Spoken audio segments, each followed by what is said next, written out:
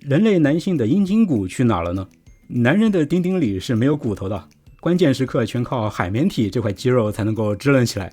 但很多哺乳动物的丁丁里都是有一根骨头的，汪星人、喵星人、老鼠、熊、浣熊、水獭、蝙蝠都是如此。人家不需要支棱起来，人家有阴茎骨啊，随时都可以支棱。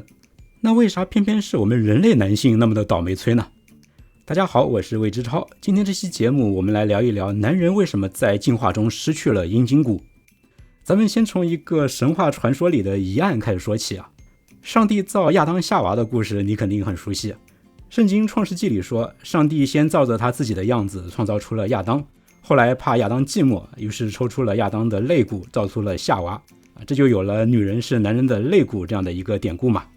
那么问题来了，上帝真的是用亚当的肋骨创造出了夏娃吗？如果咱们去较真的捋一捋呢，就会发觉这个说法其实挺可疑的。因为男人和女人的肋骨数量明明是相同的，而且都是左右数目相等。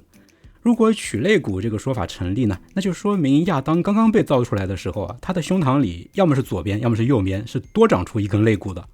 亚当本来的骨骼居然是左右不对称的这在美学上也太不可接受了。毕竟上帝他老人家是照着他自己的样子造出亚当的呀。所以呢，上帝从亚当身上取出的不应该是肋骨，而应该是一块出现在人体的中轴线上的骨头。只有中轴线上少了一根骨头，才不会破坏左右对称。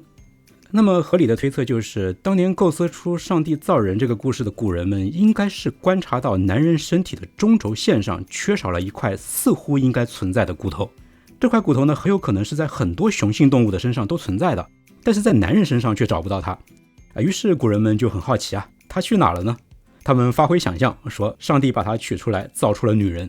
而且呢，古人们把少掉的这根骨头跟两个性别联系了起来，那就说明这块骨头所处的部位很可能与生殖繁衍有关。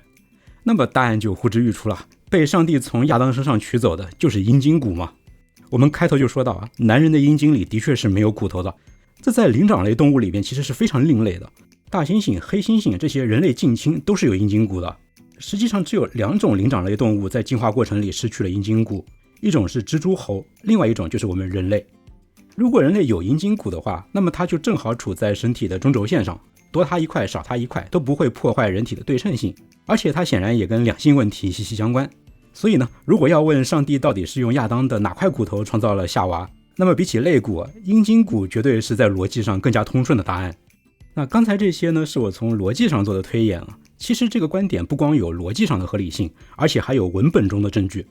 上帝是用亚当的阴茎骨创造了夏娃这个观点呢，最早就是由两位美国学者根据圣经文本中的证据提出来的。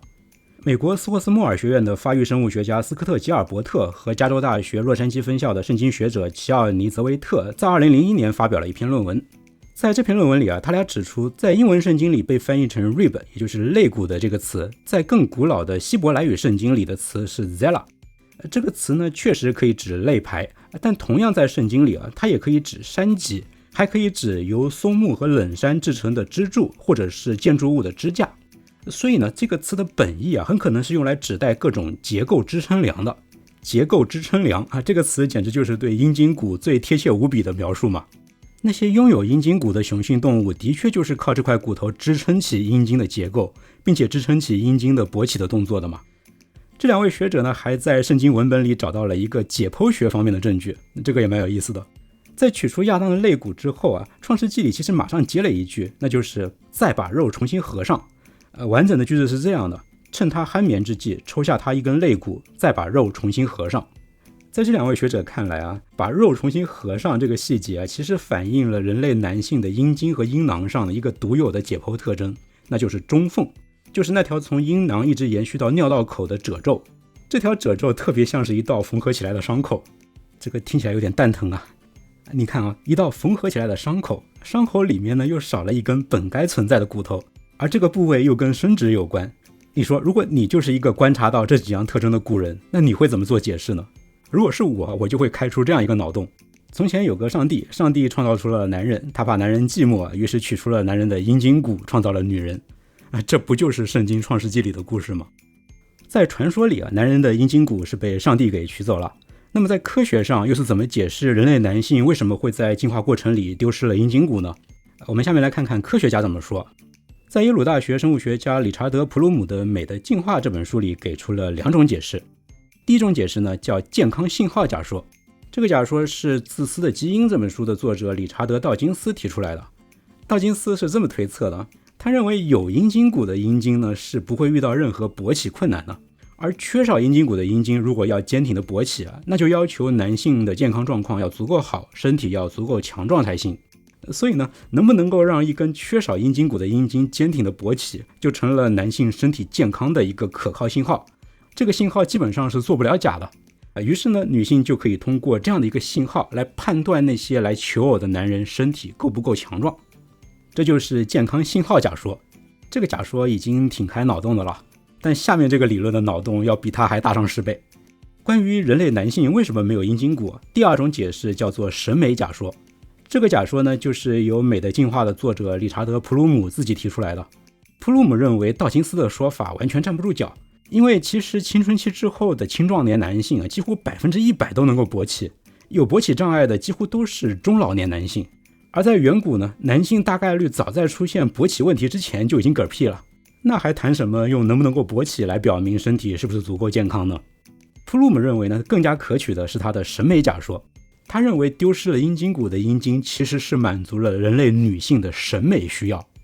首先呢，人类男性阴茎的尺寸从身体比例上来说是大的吓人的，尺寸是远远超过其他灵长类动物的。这一点可能就是因为满足了女性的审美需要而进化出来的，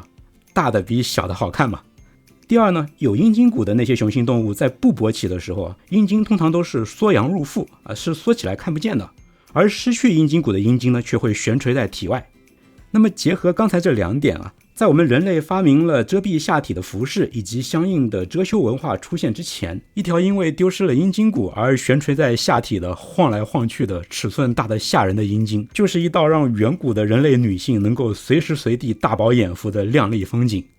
那么在远古时期呢，男人身上的这样一道风景够不够美，就会极大的影响女性对他的评价，继而影响择偶的结果。